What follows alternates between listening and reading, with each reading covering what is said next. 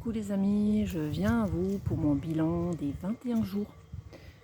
J'ai attendu à peu près une semaine pour avoir un petit peu un recul sur mon expérience. Parce que oui, je crois pouvoir dire que les 21 jours m'ont fait du bien.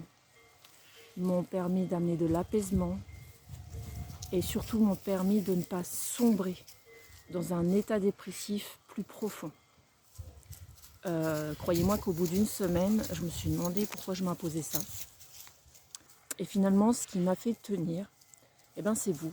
Parce que comme je m'étais exposée sur les réseaux pour vous présenter, pour vous proposer ce défi aussi pour vous, je me suis dit, je ne peux pas lâcher, je ne peux pas les lâcher. Les amis, quand on vit quelque chose de compliqué, comme le décès d'un enfant, comme la maladie, en tant que malade ou en tant qu'accompagnant, quand on vit un gros burn-out avec une perte de sens, quand on vit un état dépressif duquel on a un peu du mal à sortir,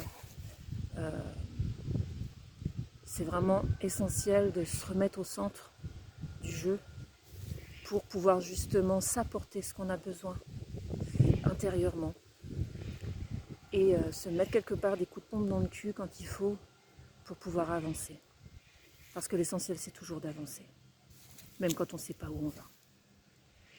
Et je crois que quand on vit des épreuves de vie, c'est déjà assez dur comme ça, c'est déjà assez compliqué de vivre ça.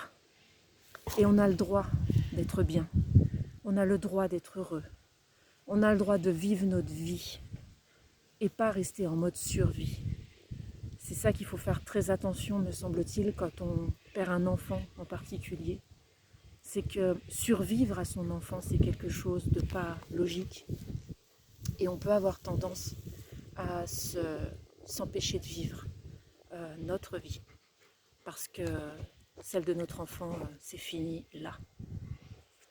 Et donc, j'ai vraiment à cœur de vous dire de prendre soin de vous, de prendre soin de votre chemin de vie. Et même si aujourd'hui vous ne savez pas trop où vous allez, vous arrêtez pas. Continuez d'avancer, lâchez-vous la grappe quand il faut.